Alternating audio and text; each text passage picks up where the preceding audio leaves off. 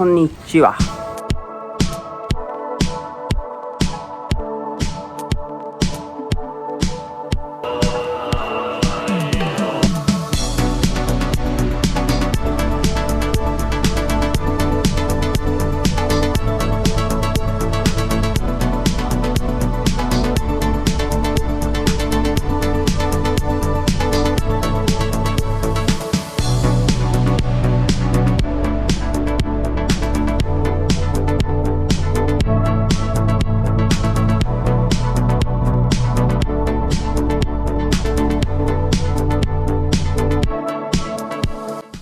तो चलिए सबसे पहले बात करते हैं कि मैं जापान क्यों आया, मैंने जापान आने का डिसीज़न क्यों लिया।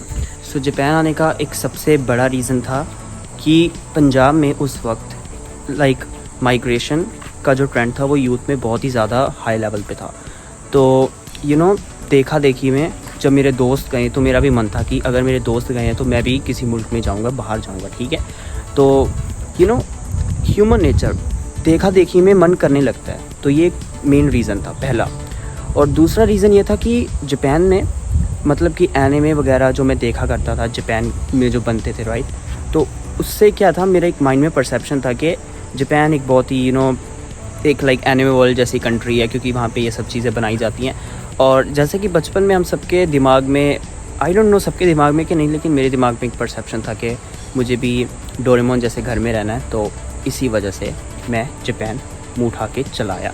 तीसरा और सबसे main reason, literally the most important reason तीसरा, वो ये था कि जब मैं इंडिया में था तो मैं जापान की यूनिवर्सिटी लाइफ, स्कूल लाइफ से रिलेटेड ब्लॉग्स, वीडियोस वगैरह देखा करता था, जिसे देख के मेरे दिमाग में एक परसेप्शन बन चुका था कि जो जापान है उसकी जो यूनिवर्सिटी लाइफ है और जो स्कूल लाइफ वगैरह होती है वो एक फैंटेसी वर्ल्ड जैसी होती है, बिल्कुल ऐसा जैसे कि आप एक अलग ही दुनिया में आ गए हो। तो जापान बिल्कुल उस टाइप की यूनिवर्सिटी लाइफ जो है आपको प्रोवाइड करता है।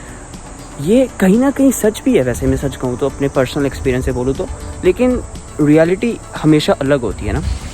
तो जापानी बिल्ली जो कि डर रही है क्योंकि हम एक पक्का गाइजेंस हैं। दूसरा टॉपिक, अब हम बात करते हैं कि मैं जापान आया कैसे, मतलब मैंने कैसे अप्लाई करा और मैं क्या करता क्या हूँ जापान में, ठीक है। सबसे पहले मैं आप लोगों को बता दूँ कि मैं जापान में एक यूनिवर्सिटी स्टूडेंट के तौर पे आया हूँ, स्टूडेंट वीज़ा पे अंडर ग्रेजुएशन करने के लिए। और मैं जापान में आया था 3 महीने पहले, अप्रैल 2024 में, और अभी ये वीडियो मैं बना रहा हूँ जुलाई 2024 में। तो बेसिकली स्टार्ट करते हैं शुरू से, जब मैं अपने 12th के जो मेरे एग्ज़ाम्स थे वो अपने क्लियर करे, और उसके बाद फिर मैंने अपने जो प्रेपरेशन वगैरह थी वो स्टार्ट करी। सबसे पहले जैसे मैंने अपने 12th के एग्ज़ाम दिए तो मैं काफ़ी कॉन्फिडेंट था कि जो मेरे मार्क्स होंगे वो काफ़ी अच्छे आएंगे, ठीक है। एक माइंड में एक कॉन्फिडेंस रहता है जब आप एग्ज़ाम देते हो या कुछ और चीज़ करते हो कि हाँ मैंने पूरा अच्छा करा है तो आ ही जाएंगे, ठीक है, तो आ ही जाएंगे।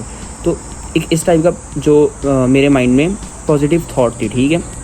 तो उसके बाद जैसे हमारे पेपर स्टार्ट हुए थे मार्च में और मई में ख़त्म हो गए थे, तो मई में बेसिकली मैंने अपने आप को इनरोल करा एक इंग्लिश लैंग्वेज प्रोफिशिएंसी टेस्ट की प्रेपरेशन करने के लिए एक सेंटर में, एक सेंटर बोलो या एक इंस्टीट्यूशन में अपने आप को इनरोल कर लिया। मैं प्रेपरेशन करता था IELTS, जो कि international English language testing system नाम का एक जो टेस्ट होता है। बेसिकली एक इंग्लिश लैंग्वेज प्रोफिशिएंसी टेस्ट है, तो उसके लिए मैंने अपने आप को प्रिपेयर करना स्टार्ट करा। तो मैंने लिटरली 2 से ढाई महीने के लिए जो थी प्रेपरेशन करी IELTS एग्ज़ाम के लिए। और जैसे मैंने मई में स्टार्ट करा था तो मैंने मिड जुलाई तक अपनी प्रेपरेशन करी, फिर 15 दिन में ब्रेक पे चला गया, और फिर अगस्त में मैंने अपना एग्ज़ाम भरा और उसका रिज़ल्ट आया 1 सितंबर को। तो मैंने बेसिकली फर्स्ट अटैम्प्ट में ही काफ़ी अच्छे मार्क्स ले लिए थे, ठीक है, उसमें। तो अब जब मेरे 12th के मार्क्स भी काफ़ी अच्छे आए थे और मेरे IELTS का जो एग्ज़ाम था वो मैंने फ़र्स्ट टाइम पे क्रैक कर लिया था, तो अभी मेरे घर में बात चल रही थी कि मुंडे नूं बाहर भेजन दी तैयारियां करो, ठीक है। जो मेरे फादर थे वो चाहते थे कि मैं कनाडा जाऊँ, ऑस्ट्रेलिया, इंग्लैंड, न्यूजीलैंड, ऐसी कंट्रीज़ में जाऊँ, लेकिन क्योंकि मैंने आपको बताया कि मुझे जापान इन रीजन्स से पसंद था, तो इसलिए मेरा शुरू से जापान आने का मन था। और मैं ये भी चाहता था कि मैं जापान जैसी कि एक यूनिक न्यू कंट्री को एक्सप्लोर करूं जिस पे कोई ना गया हो, जिसमें लिटरली मैं रिश्तेदारों से लेके आसपास तक कोई ना गया हो। बेसिकली उसके बाद मैंने सितंबर में सारी यूनिवर्सिटीज़ को मेल करना स्टार्ट करा और उनसे इन्फॉर्मेशन गैदर करना स्टार्ट कर दिया। और अक्टूबर में मैंने 3 यूनिवर्सिटीज़ को डिसाइड करके 3 यूनिवर्सिटीज़ में अप्लाई करा, जिसमें एक थी पब्लिक यूनिवर्सिटी और 2 थी प्राइवेट यूनिवर्सिटी। और जिस यूनिवर्सिटी में मैं अभी हूँ मैंने इसको इसीलिए चूज़ करा क्योंकि ये है पब्लिक यूनिवर्सिटी, ठीक है। तो अक्टूबर में बेसिकली मैंने अप्लाई करा, फिर उसके बाद मुझे नवंबर में फर्स्ट जो स्क्रीनिंग होती है, डॉक्यूमेंट स्क्रीनिंग, उसका रिज़ल्ट आया और मुझे एक्सेप्टेंस मिली तीनों की तरफ से।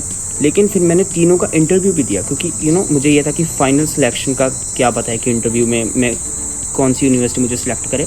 तो मैंने तीनों का इंटरव्यू भी दिया और इंटरव्यू में भी मुझे तीनों ने सिलेक्ट करा। इंटरव्यू का रिज़ल्ट तीनों का आया दिसंबर में। तो दिसंबर के बाद मैंने जो ये यूनिवर्सिटी थी, हिरोशिमा यूनिवर्सिटी, पब्लिक यूनिवर्सिटी होने की वजह से मैंने इसको चूज़ कर लिया और मैंने इसकी आगे जो थी मतलब कि प्रोसेस वगैरह वो स्टार्ट करा। तो उसके बाद सारा प्रोसेस कंप्लीट हुआ फरवरी के आसपास आके, लाइक वीज़ा वगैरह से लेके सबका। और फिर मार्च में मुझे वीज़ा मिला और उसके बाद अप्रैल में मैं जापान चला आया। तो ऐसे करके मैं जापान आया, ठीक है।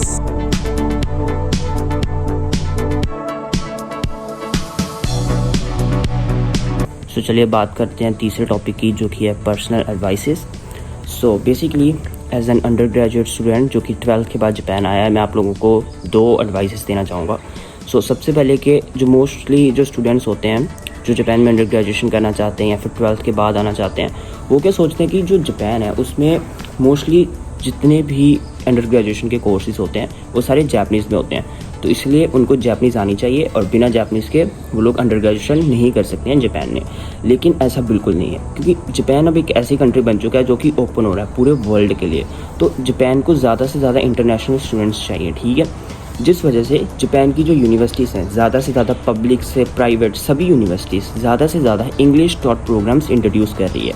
तो आप लोगों को क्या करना है, आप लोगों को अपनी मनपसंद यूनिवर्सिटी की वेबसाइट पे जाना है, उसको पहले गूगल पे सर्च करो, फिर उसकी वेबसाइट पे जाओ और वहाँ पे अंडर ग्रेजुएशन का जो ऑप्शन होता है उस पे जाके देखो कि कौन कौन से जो इंग्लिश टॉट प्रोग्राम्स है वो लोग उनके पास हैं। अब उन अंडर ग्रेजुएशन प्रोग्राम में से जो कि इंग्लिश टॉट है, अगर आपको लगता है कि जो आपकी फील्ड है उससे कोई रिलेटेड है या आपको लगता है कि कोई इंटरेस्ट में आपको फिट बैठ रहा है, ठीक है, तो आप उसमें अप्लाई करो।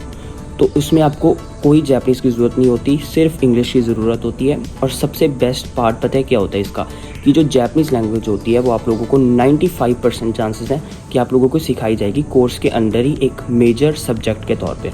सो आप हिसाब लगाओ कि एक स्टूडेंट है जो कि 12th के बाद आ रहा है जापान में अंडर ग्रेजुएशन करने के लिए, उसको ये लगता है कि वो बिना जापानीज़ के कर ही नहीं पाएगा, तो वो 2 साल के लिए जा रहा है पहले लैंग्वेज स्कूल, उसने 2 साल तक लैंग्वेज स्कूल करा, उसके बाद 4 साल के लिए वो जा रहा है अंडर ग्रेजुएशन करने के लिए, तो टोटल कितना हो गया 6 साल। तो ये मैं आप लोगों को एडवाइस करूँगा कि आप लोग लैंग्वेज स्कूल को फोकस मत करो, आप लोग डायरेक्टली अंडर ग्रेजुएशन को फोकस करो अगर आप लोग 12th के बाद आना चाहते हो, ठीक है।